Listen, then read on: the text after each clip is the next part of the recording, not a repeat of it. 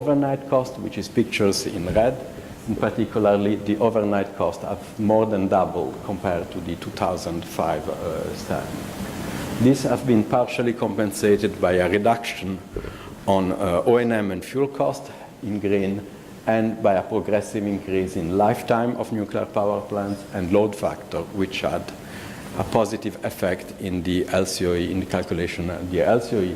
And so you see why the impact on the LCOE has not been as dramatic as the red curve would have implied. I've seen two analyses that try to explain the cost of nuclear. In the left side, you can see basically three curves. They are data from EHS SIRA, which show the cost of power plant, the top black one, and in the bottom black one is the top of all power plant excluding nuclear. So by combining those, we could calculate the cost of nuclear power plants, which are depicted in red. And clearly you can see there that there is the trend that nuclear costs have increased more than the cost of other power plants, and much more than inflation. And on the other hand, another study from the University of Chicago showed that in 7 years, overnight cost for nuclear have almost doubled. And this is due in part to an increase in commodity price, who explained part of this increase, but the large share of the increase is due to supplier agreement, risk management, and owner cost.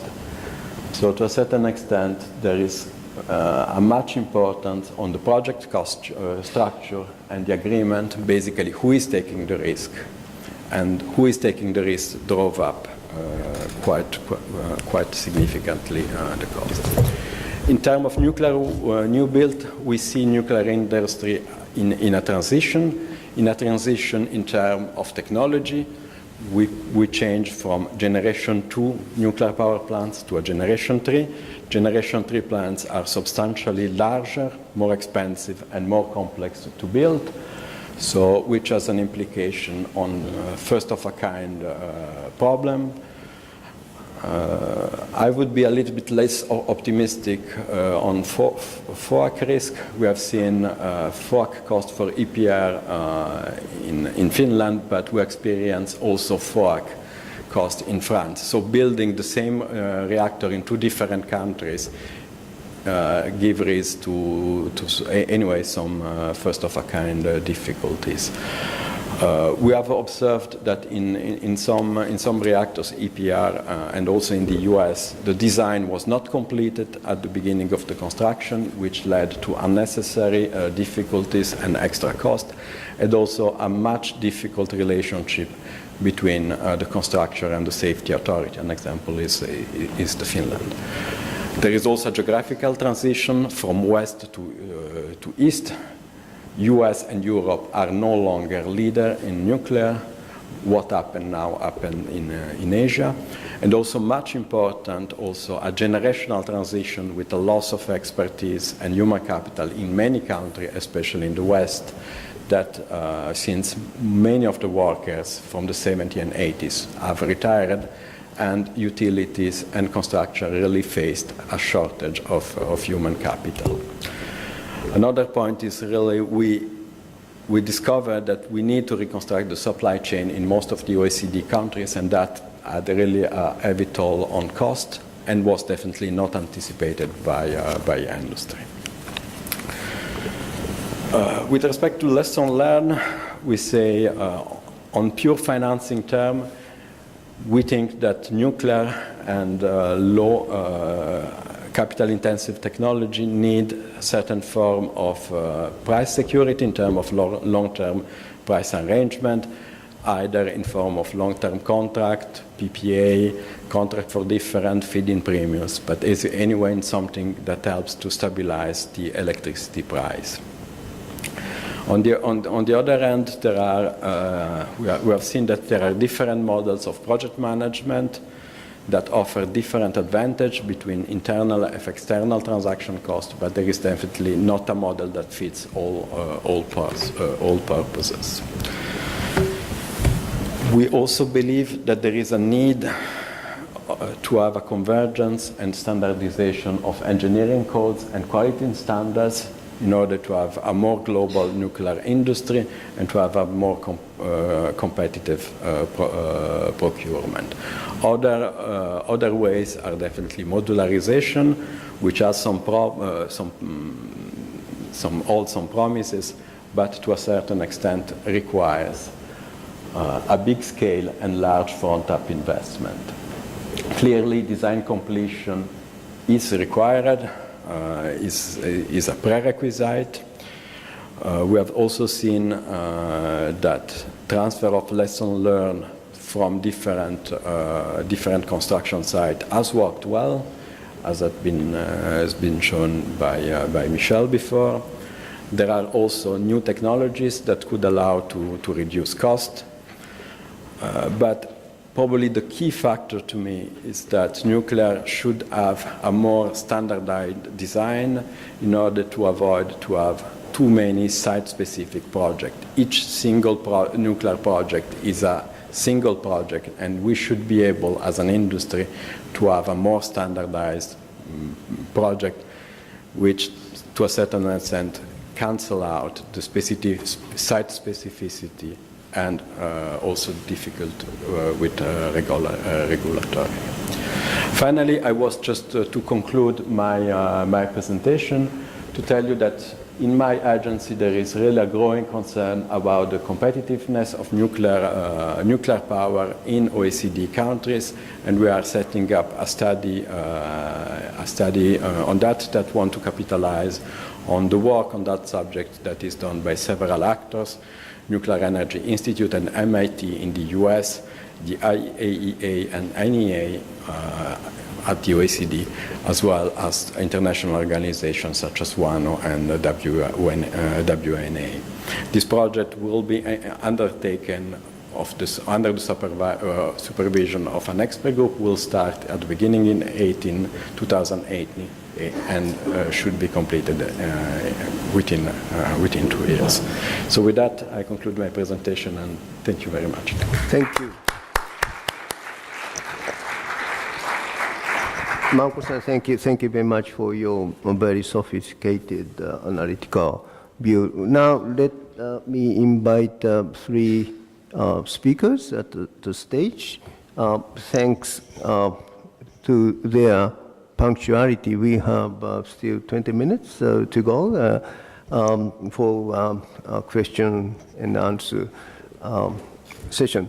Marcus, I'm sorry we didn't provide you a wonderful nameplate, but everybody can recognize he is Marco, Dr. Marco Comet. Taking advantage of the role of facilitator, first, before I open the floor, first let me ask one question to the 3 panelists. They provided us a very interesting perspective. First, Michel-san, you raised a lot of interesting points, but I'm very much curious about your reference to optimal pace of introducing new technology with respect to folk. I think we like to rush to introduce new technology if they are safe, but your point is the pace need to be optimal. Could you elaborate a little bit more? Yes, of course. I mean, we could elaborate on that in several directions. With respect to nuclear power, for instance, we could take the example of the historical French nuclear fleet, where it's been very successful in building the first reactors, 58 reactors we have at the moment. But now what it means is that for now quite some time there haven't been opportunities to invest into nuclear power, and that's one of the reasons why expertise has been, to some extent, lost in France recently. But this of course doesn't only apply to nuclear; it applies to all sorts of technology and areas of the economy. You can maybe extend this argument to how quickly we're introducing renewable energy. Marco has been showing that the issue of a system cost can be important, and there's clearly a policy issue there as to how quickly we move and how that leaves us enough room to anticipate and integrate the system cost as we get better understanding of what it means. Well, thank you. Now, next, Yan-san, you gave us very interesting Chinese perspective, and we are always impressed by China keeping the cost at a very low, affordable level. And you raised 8 measures to keep the competitiveness of nuclear power. I'm just curious about which one is the most important out of 8 measures you raised in order to keep competitiveness. Well, for the controlling the capital expenditures, I think the most important measure is that is the efficiency in the timing control and also unit price controls, because by centralizing and standardizing of the overall organizational and contracting the project, if we just look at the cost in the manpower in China is, faster developing. So CPI is going up very, very fast. And also, the capital expenditure in land user and make use of the seawater, such as this infrastructure cost going high. Of course, the technology enhancement cost going high. To offset this, all our measures will be focused on our duration efficiency. For example, if we can shorten our project time within half a year, or even a year, we can, save the money in cost in the financial cost about 1 to 2 million RMB.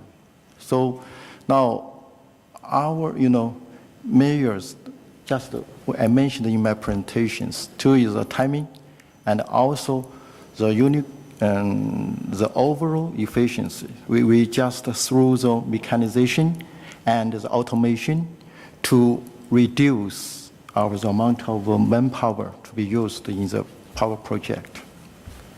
Okay, thank you. Thank you, Yan-san. Marco-san, I think you raised a very fundamental question with respect to nuclear. It's very, very capital intensive. And because of that, the discount rate matters. But nobody knows what is the best discount rate at this moment. And so I understand you are implying that some sort of assistance or incentives may be necessary for keeping nuclear competitive. Could you elaborate that a little bit more? Yes. It works. Okay, I assume it works.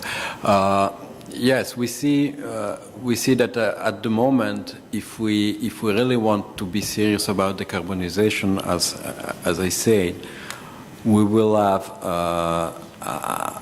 an energy mix in which you have a lot of technology with low marginal cost, and then I think electricity market price in those conditions would be unbearable for most utility. So probably you will need certain form of price certainty to have those technology being delivered into the market. The question is really how you can do it in the most efficient way. Personally, I'm really I think that market should stay because it gives important signal. It gives a signal of the value of what you are trading, of the value of the kilowatt hour in both time dimension and in a geographical dimension. So this should stay. So probably the best way, if you want to incentivize low carbon technologies, is to provide a certain guarantee above this market price in terms of feed-in premium to a certain extent. And probably you could organize auction in which all low carbon technology could compete. Mm-hmm. That could be one way, but definitely it's probably the most realistic way, but ideally, if you really are serious about CO2 reduction, the best way to do it is to introduce a substantial carbon tax or a carbon price in certain form, in whatever form. It's probably the best way to do it. Thank you, Marcus. Now let me open our discussion to the floor. You please be free to raise a question. Pierre-Olivier Pinault from HEC Montréal, which is a business school in Canada. I'd like to hear the panel on 2 points. The first one is the refurbishment of nuclear power plant, which I think is an option for many power plants around the world. In Canada, we have a province, Ontario, which has 10,000 megawatt of nuclear power plant and is starting a process of refurbishing them. And there are some risks involved in terms of cost. You know, there are uncertainties. So I'd like to hear the panel on that. I think France also will face the option of extending the life of some power plants. And the second point that hasn't been mentioned in the presentation is the final site for waste. So do we have a solution? I don't think there are any kind of permanent storage places for waste. And what do you think about this issue, if it is an issue? Thank you. You mentioned France, so I will take the liberty to first answer your question. I mean, regarding refurbishment, this is something that's been happening already in the US, where many plants have been extended to go to 60 years already. And on that, I mean, I don't have all the numbers from the top of my head, but we're talking about, depending on the plants and the size, we're talking about something between €500 million or dollars and 1 billion. In France, I think the numbers are about 48 billions for the whole nuclear fleet, so that's less than 1 billion per reactor, euros. And if we take that into account, and the fact that most of the plants' initial investment costs have been amortized, and you expect to be able to extend the lifetime to 20 years, that's only, you know, a few euros per megawatt hour, and that, given the fact that plants don't have the initial investment cost to pay back, still makes nuclear a very attractive proposal. Of course, you need to be able to do that by in an efficient way in terms of cost and time. But you know, I think looking at the international experience, we have some good waste examples to follow. Relating to final waste disposal, there are a number of countries that are moving forward. In fact, next year, I think we may have the first waste disposal facilities that will start to be operational in Sweden. There are a couple of other countries that are moving forward. There is Finland that has one waste disposal that is also being constructed. And then, of course, you know, you have France. You know, so the French situation is always complex, and it is to some extent political. But you had a pilot site for nearly 20 years, where they've been basically operating a waste disposal experimental laboratories, not to put any waste there, but to understand the geology and the engineering of these projects. And if the French bodies in charge of that get its approval, the project should be running by 2025. Yes. Well, please. Okay. Yeah, maybe if I can add something also on lifetime extension. The NEA has published a few years ago a study on that. If I recall correctly, I may be wrong, but the overnight cost, investment cost for a lifetime extension of about 20 years is in a range between $500 and $1,000 per kilowatt, which, if you compute an LCOE for that, makes very competitive. It's by far the most competitive opportunities increasing the lifetime of a nuclear power plant. So that's the result. I think LCOE lifetime extension is a solution for Europe. It's the only way in which we can keep nuclear capacity given the current price in Europe. If you look at the American market, you can see that some nuclear power plant has been put out of the market on pure economic ground. So it may be challenging, even if many reactors have applied and have got the authorization of continue the operation.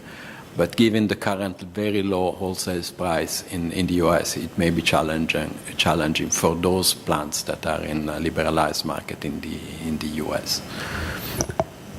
Okay. Short answer, please. We have 4 people in line, so very short answer. For the first question, in China's situation is we have at least 20 years to go because the longest year of the operation in China is only about 20 years, 20 or 25 years. So, but this work is always on our table, belong to the field of our lifetime equipment. So we will keep watching it. For the second question, generally speaking, it's now in China, it's belong to the obligation of the government. Every nuclear plant, according to the China's regulations, we just pay 2.6 cents in RMB to government, and the government will take responsible for the waste disposal, just like this. Now, China. Thank you. Is this. But please raise a very short question, just one, please, because the 3 others are waiting. So thank you very much for these excellent presentations. So this one comes out of points raised by Mr. Canedo. So it seems that the BOAC risk problem could be thought of as potentially a collective action problem, whereby all of the nuclear energy firms would benefit from the deployment of a Generation 3+ reactor, but no one nuclear firm benefits, or it's not worth it for one of them to take on the risk. So I'm wondering if there's any possibility of collaboration or shared ownership of such a plant to spread the risk around, or if there are barriers to that kind of cooperation. Yeah, I'm not sure that I understood fully your question. I have not seen many examples of power plants, of first-of-a-kind power plants made on a joint ownership. Few cases maybe, but not is not a common practice. What I meant in my presentation, really, I think first-of-a-kind problems, they will always exist. That will be unavoidable. But what we observe now is that building a first-of-a-kind plant in a country, if you build in another country, you get into several difficulties because the safety authorities are not have not the same constraint, have not the same requirement. The project itself is likely different because to a certain extent it is quite significantly adapted to the site. And maybe a solution could be to arrive closer to the airline industry in which the safety requirements are the same wherever the airplane will be manufactured and will be sold. Going in that direction, that could help. Thank you. So short question, short answer, please. I have a short question, but a difficult one, because I thank you very much. So very interesting playing around with all these figures. I'm not sure whether the idea to have market instruments or market design resolves any of the problems. Because if you look at the history of nuclear power, markets have never, since Calder Hall in 1954, played any role in the establishment of nuclear power. So the question is not whether we could have a capacity market for nuclear, because that will not work. So there's the Chinese answer, which is honest, is just we're going to just do it independently of what anybody else thinks about it, which I respect. But I would ask Marco and Michel, what industrial structure do you envisage that would contribute to nuclear power in Western countries, be it France, be it North America, given that there is no more industrial base to do this? So that's a challenge which is very different from the logical question of market design, which you pose for other low-cost marginal sources. Thanks. Michel? So indeed, this is a difficult question. I guess the issue here is that we live in a world where we have liberalized electricity market. So in this world, we need to find the right tools and rules so that we can have the nuclear options to be considered and valued in the market. And so that's essentially what we are saying here. Obviously, you could then have a broader argument, which is to say that liberalization was a bad idea, that if we want to invest, we can't have a liberalized market. It's good once you have invested, but not ex ante. But that's not the debate that the broader energy policy content is having today.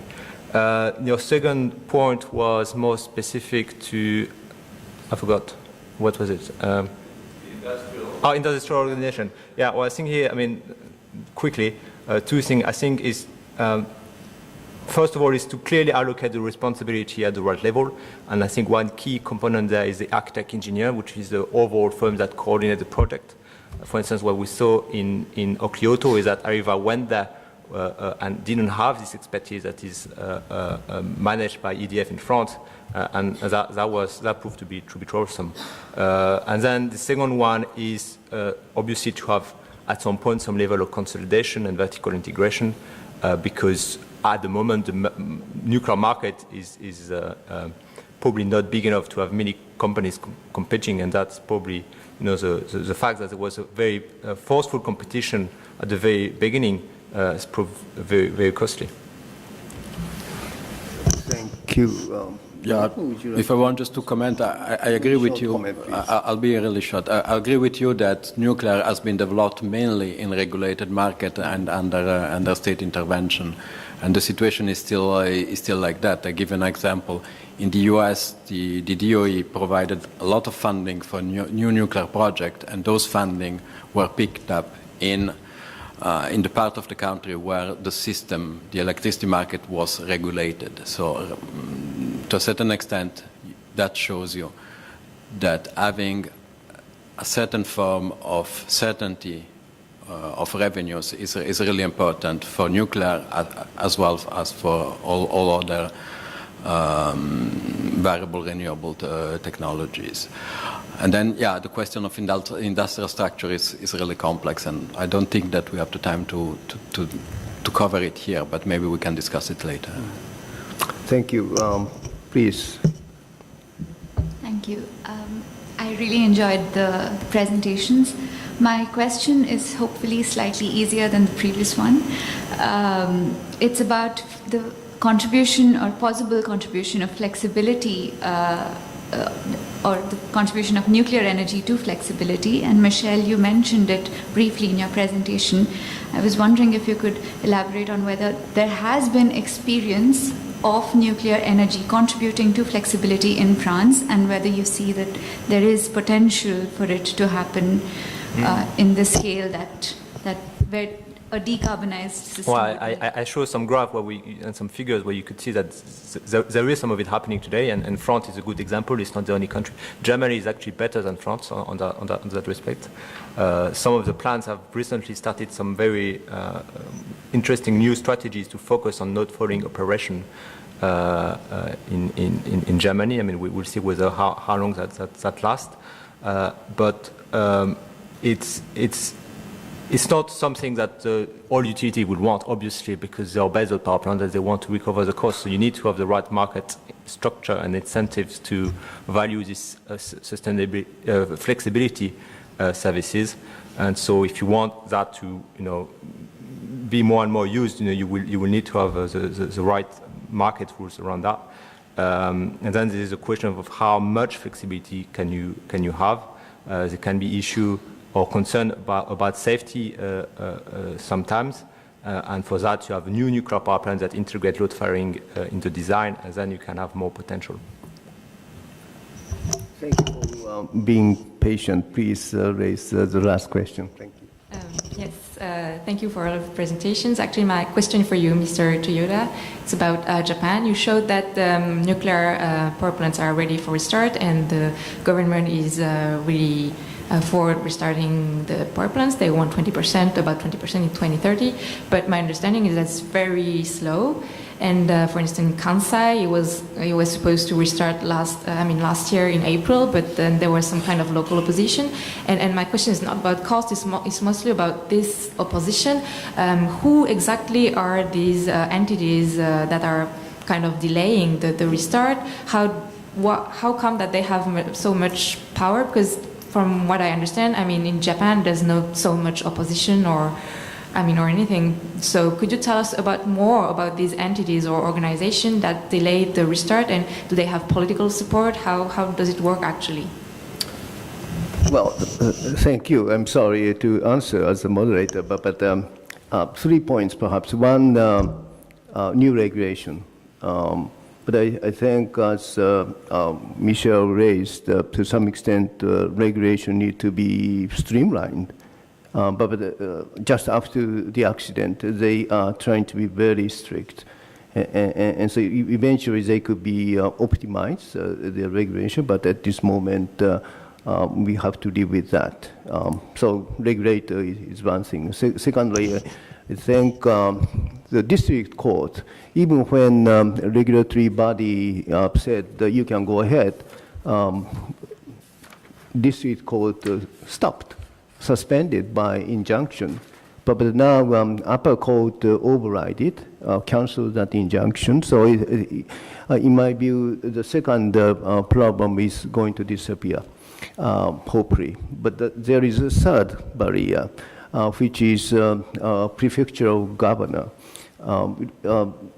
Before company operators to restart their nuclear reactor, they have to have approval from a prefectural governor. And some of them are very positive, and others may not be so positive. And so it could be delaying the whole process. But I hope things are moving in a positive manner, and I hope eventually we could attain the goal, 20% above whole power generation out of the 20% from nuclear out of total power generation. Thank you very much. I think probably was 7 minutes behind the schedule. You may want to have some coffee or tea, and so please join me in thanking all 3 excellent experts for wonderful presentations. Thank you very much.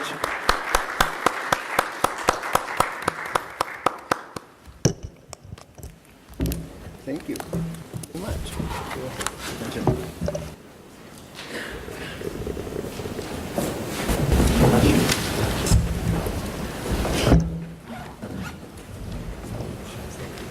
very much.